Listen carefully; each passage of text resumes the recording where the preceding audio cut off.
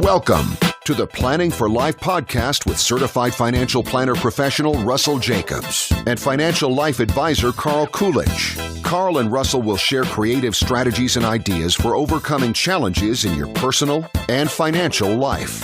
Inevitably, life happens, and we will empower you to reach your destination. Thanks for joining us. Now, on to the show. Hello and welcome to another podcast. Today, we are going to do what we possibly can to help you get prepared for 2019. And as Russell and I were preparing for the podcast today, he used a great kind of a statement or something to put in your brain, which is knowing your score or knowing the score. If you don't know where you're sitting right now, then how are you going to plan for 2019? So, Russell, let's talk about what are the different scores that they need to know, and what are some of the things that you have, experienced over the many, many years that you've been a financial planner to help people plan their year out? Well, I think first and foremost, Matt, people just need to know where are they trying to get to. In other words, what are you trying to plan for, or what are you trying to prevent or protect against? In the 32 years I've been doing this, one thing that became quite clear to me was people in general spend more time planning their vacation than they do potentially 20, 30, even 40 years in retirement. So there's three kinds of people, make it happen, watch it happen, and what the hell just happened. And you got to decide which one of those you're going to be. I think that was a Will Rogers, but I'm not sure who said that. But, you think about that, and so many people just don't want to deal with complexities or even making simple decisions. Carl and I have both said on previous podcasts, yes and no are both the right answer. Just educate yourself to a level that you feel like you can make a decision and make one. Don't procrastinate. And for people to make the right decision, they have to have appropriate and complete information. And that's where planning comes in. But most people go off half-cocked. They don't know what their timeline is. They don't know the actual numbers. They don't know how their investments are allocated. So a lot of people don't even open their statements. So it's about, as we said, knowing the score and inspecting what you expect. Because if you just let it happen, you're not going to get your best result. Well, and it's Russell, about doing so in a proactive manner, not just reacting to what's happening around you. Well, let's talk about that proactive sort of approach to this. You should be sitting down with your financial advisor and your financial planner to plan out your year, because let's say you're taking a larger trip, or there's something going on, a wedding, a graduation, something that other assets might need to be allocated towards other ways. How often are you meeting with those clients, or are those clients the kind of clients that you love the most because they are proactive? We do like prepared and proactive clients. That's not often what we find, but we work with all kinds of clients. Our philosophy is if a client is committed to the process and willing to listen and make decisions and allocate appropriate resources, we're willing to work with them. So, and how frequently we meet with a client really depends on the fact pattern and how frequently they want to meet. Our expectation is at least annually, but we also have clients we meet with semi-annually or quarterly. It just depends on the circumstances. And with a lot of the technology that's available, you can be kept informed about your investment, insurance, and savings programs pretty readily because of the technology that's available. And we talk about trying to get people to think strategically along with the proactivity so that you know where you're trying to, aim, because it's about knowing what you spend and where you're trying to go. And that's true whether it's college for your kids or retirement for yourself, or as you said, a vacation or buying a car. It's all about kind of knowing the facts and not lying to yourself. You got to face the truth. If you have cancer, you want the doctor to tell you that, and you want to find out as early as possible so you can seek treatment and get well. And there's a lot of parallels to that with the work that we do. So it's also, we talk about know the score as the topic. It's also about keeping the score. So you keep the score. Once you've determined what the score is presently, then you have to keep the score on an ongoing basis. Because as we know from football, especially if you're a Georgia fan, it's 4 quarters. And until you get to the end of the game, anything can happen. And the more you've prepared by knowing your facts and your goals and adjusting along the way, you are going to be much better prepared and have much better results, whether that's having better returns in up markets or being more protected in down markets and being more efficient with your taxes. Just a litany of things. Well, let's talk about taxes, because that's one of the first things that's on everybody's mind. And I know you're not a CPA, but from a financial planning standpoint, what are the things that people need to be paying attention to in order to really plan very, very well for taxes?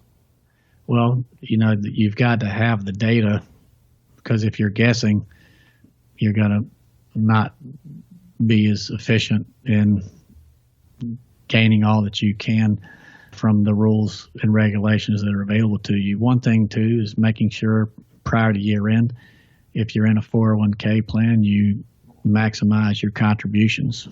Some people do it early in the year. Some people do it throughout the year. But a lot of people who could do more just don't pay attention to it. And then the end of year comes and they've missed that opportunity. Because $18,500 is the dollar maximum. That'll go to $19,000 next year. Unless you're 50 plus, then it's $24,500, and we'll go to $25,000. But once you've missed that opportunity, you can't go back and recapture it. Right. You can do an IRA until you file your tax return, or something called a SEP. But I would say be cognizant of deadlines and don't miss them. And then look at the rules as they apply with the new tax laws. There have been changes to what's deductible for state income taxes, for other kinds of taxes. And you want to just make sure the things you used to do are still applicable. Gotcha. There are certain limits have been applied in 2018 that weren't there previously. There's other opportunity as well, but you have to be aware of what the rules are. Sure. And there's a lot of information on the internet, but I'd say if you have any level of success, you probably should talk to an accountant, preferably a certified public accountant, or someone who's knowledgeable and you can trust is knowledgeable and will tell you the truth. Sure. And what's best for you. Now, let's talk about that relationship when it comes to working with a certified public accountant and also working with a certified financial planner. I mean, it's very, very important for our listeners to understand that those two people should be good friends. Well, not necessarily good friends, but they should definitely be very respectful co-business people in working toward your common good. We call it collaborative financial There you go. There you go. Beautiful. Yeah. Okay. There is a term for it. With the attorney and the CPA, and it could be an estate planning or tax attorney, or it could be a business attorney.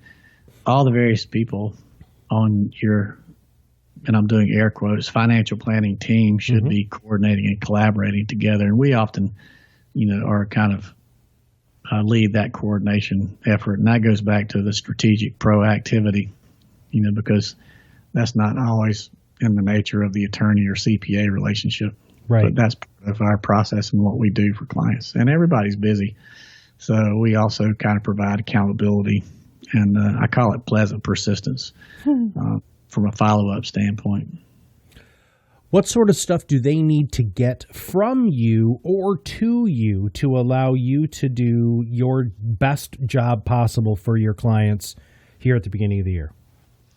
Well, we need to know what people spend first and foremost, and we do a cash flow analysis. So you got to know what you spend, because if you don't know what you spend, you can't tell how much you have to create from a capital standpoint. But we need tax returns, what you spend, what you've done already. So investment statements and any insurance policies, 529 plans, which are college savings programs, literally anything that you have put your money in or are contemplating putting your money in.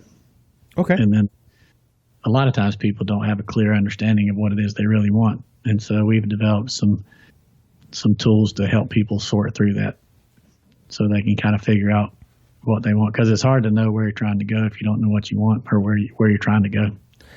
And that really is such a huge mental, it's kind of like a mental hurdle that a lot of people don't realize that they need to overcome until they have the opportunity to overcome it with a financial planning office, to really understand what direction they're headed.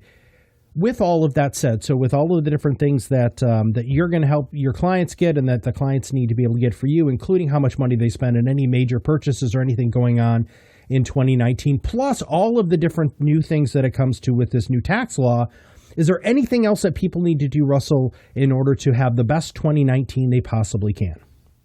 I think one thing that's not necessarily year specific, but it certainly can be highly impactful in 2019 and beyond, is really understand the difference between wants and needs. Because especially in our country, people get those two things confused and they think want it is the same as need it, and it's not.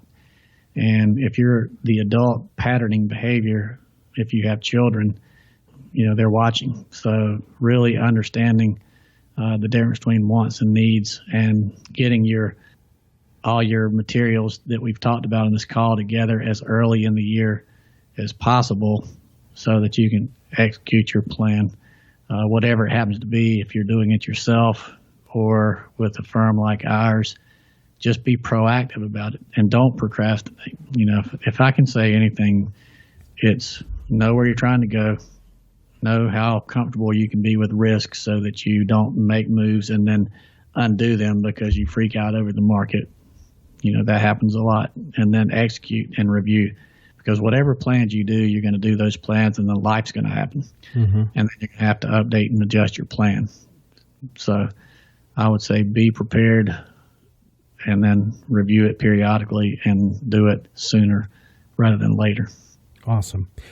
Well, we also have some very special news that we're going to be doing on this Planning for Life podcast, because in 2019, you and your partner Carl Coolidge, are going to be bringing guests from the community onto the podcast and interviewing them about who they are, what they do, a little bit about their businesses. And so this is going to switch gears just a little bit to provide even more value to the listeners. How are you feeling about that, Russell? I'm excited about it because it's going to be people from various walks of life, professionals that we work with, clients that we work with, certain experts about different things. And we're just going to find out a variety of things from these different people, individuals and professionals, as to what they think from their expert opinion, and or if their clients, the things they've liked and disliked, or the things that have concerned them, and how we've addressed them. So we're very excited about that, and hope that the listeners out there find it of high value as well. I'm personally looking forward to it because it's always wonderful to have an opportunity to interview somebody from different walks of life and find out what common ground we have. And really, kind of like the life lesson that you just gave to all of the listeners, Russell, which is, know the difference between needs and wants. It's wonderful to have that hindsight and that foresight to be able to make changes within your life. So, Russell, thank you very much for your thought leadership today. Thank you for your time, and I look forward to our next call.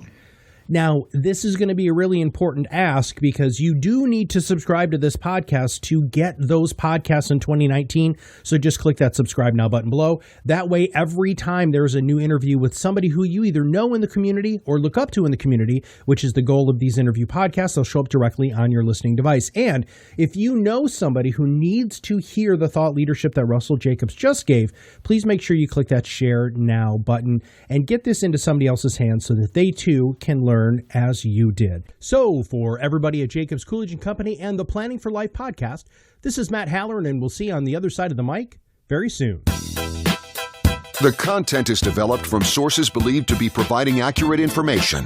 The information in this material is not intended as tax or legal advice. Please consult legal or tax professionals for specific information regarding your individual situation. The opinions expressed and material provided are for general information and should not be considered a solicitation for the purchase or sale of any security. Russell C. Jacobs III, Carl B. Coolidge, James Jacobs, and William Schwartz are registered representatives of and offer securities, investment advisory, and financial planning services through MML Investor Services, LLC, member SIPC, Supervisory Office, Jacksonville, Florida. Jacobs, Coolidge & Company, LLC is not a subsidiary or affiliate of MML Investor Services, LLC, or its affiliated companies.